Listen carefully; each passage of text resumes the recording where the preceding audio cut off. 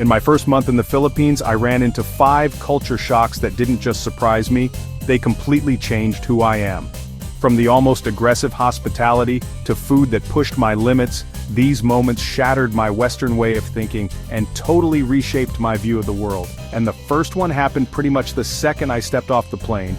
It wasn't just about seeing new places, it was about seeing the world, and honestly myself, in a totally new light. Today, we're breaking down the 5 biggest shocks that took my Western mindset, broke it into a million pieces, and then rebuilt it into something way better. And you'll want to stick around, because the last one involves a taste-testing adventure I'll never forget.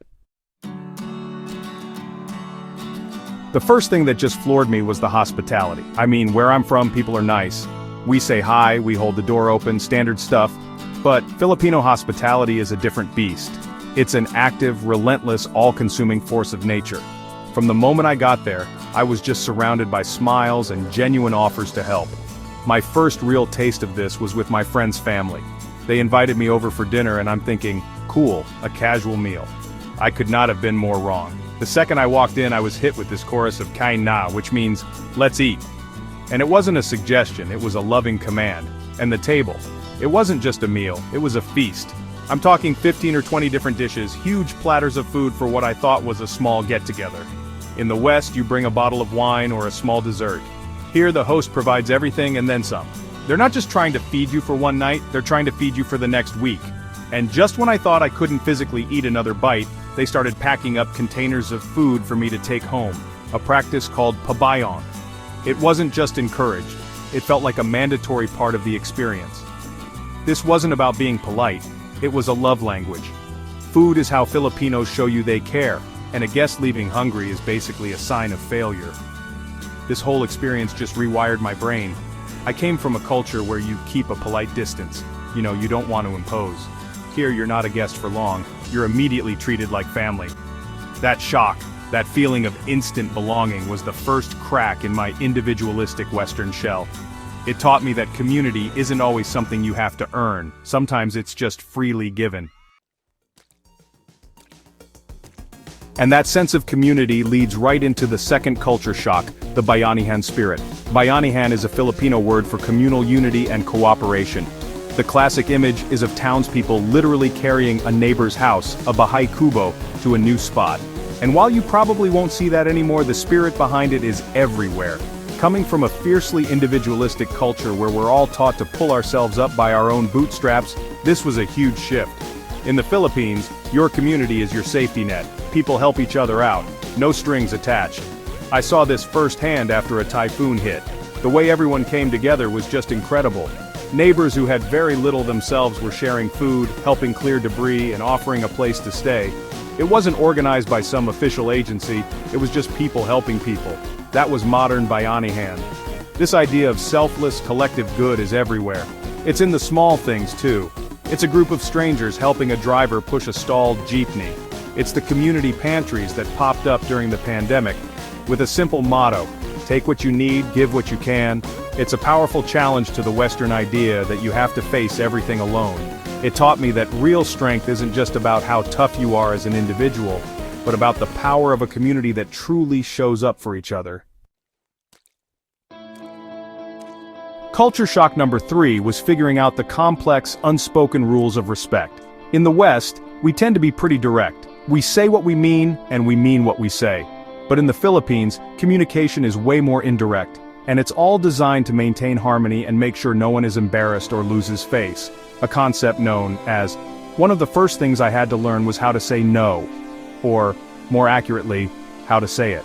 A direct no can come off as rude. Instead, people use softer phrases like, I'll try, or, we'll see, which is often a polite way of declining. Learning to read between the lines is a critical skill. Then you have the honorifics. Using po and opo when talking to your elders or someone in authority is a fundamental sign of respect. They're small words, but they carry a ton of weight. You also have titles like ate for an older sister or female friend, and kuya for an older brother, which creates a sense of family with pretty much everyone. But the most beautiful gesture of respect I saw was the mano po. This is where a younger person takes the back of an elder's hand and gently presses it to their forehead. It's a sign of reverence and a way of asking for a blessing. The first time I saw a kid do this for their Lola, their grandmother, it just hit me how deeply respect for elders is woven into the fabric of daily life. Coming from a culture that often values youth and casualness, this deep emphasis on politeness and respecting your elders was a huge adjustment. It slowed me down.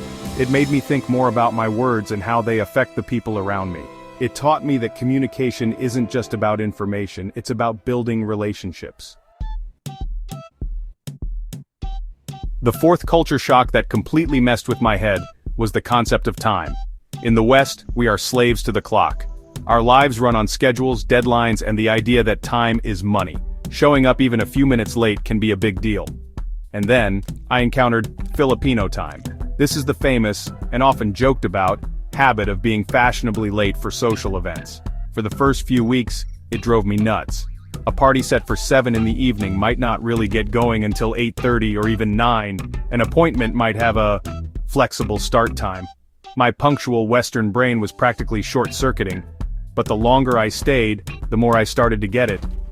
It's not really about being rude or lazy, it's about putting people ahead of schedules. Life here, especially outside of the big city hustle, just moves at a different pace. The connection you have with people in the moment is what's important, not the exact minute the event starts. I learned this lesson at a birthday party. In my culture, the birthday person gets treated. Here, the person celebrating their birthday treats everyone else. True to form, people trickled in over an hour or two, but nobody was stressed. The whole point was to enjoy the food, the laughter, and the company, and there was no strict end time, it just ended when it felt right. This whole experience taught me to let go of my obsession with the clock. It taught me there's a more fluid, more human way to experience time. It's less about efficiency and more about connection. It was a lesson in just being present, and it was absolutely liberating. And finally, the fifth culture shock, the food that tested my limits and ultimately won me over. I'm not just talking about the incredible adobo or sinigang, I'm talking about two pillars of the Filipino diet that were totally new to me. First, rice. I knew rice was a big deal in Asia, but I had no idea. A meal in the Philippines is not a meal without rice. Breakfast, lunch, dinner, it's always there. It's so important that for many, it makes up nearly half of their daily calories. Every home has a rice cooker, and it's always on. This isn't just food, it's cultural fuel. My first real shock was seeing someone eat spaghetti with a side of rice, but I quickly learned rice is life. But the ultimate culinary challenge, the final boss for any foreigner is. For anyone who doesn't know, balut is a fertilized duck egg that's been incubated for about 14 to 21 days, then boiled and eaten from the shell. The idea of it was terrifying. It has a reputation, but I knew I had to try it. You can't really say you've experienced the Philippines until you have. So one night, at a crowded street market, I went for it.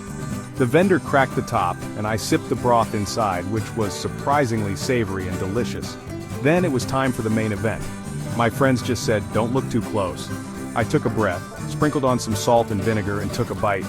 The texture was complex. There's the soft yolk, and then the more developed, meaty part. It was more of a mental game than anything, but you know what? It wasn't bad.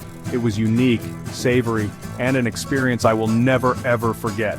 Eating balut was about more than just trying some exotic food. It was about shoving my comfort zone out the window, embracing something that seemed totally strange, and finding the good in it. It felt like the final step in dismantling my Western biases. It taught me to approach the world with a lot more curiosity and a lot less judgment. So there you have it. The 5 culture shocks that didn't just surprise me, they fundamentally changed me. The overwhelming hospitality taught me what it means to belong. The spirit showed me the incredible power of community. The unspoken rules of respect taught me a deeper, more considerate way to communicate. Filipino time taught me to value people way more than punctuality. And the food, well, the food taught me to be brave. These weren't just quirky cultural differences, they were profound life lessons. The Philippines shattered my Western mindset and gave me a new one that's more open, more communal, and a little less obsessed with the clock. And that's an experience I'll carry with me forever. Which of these shocks surprised you the most? And for my fellow travelers to the Philippines, what culture shock hit the hardest? Let me know in the comments.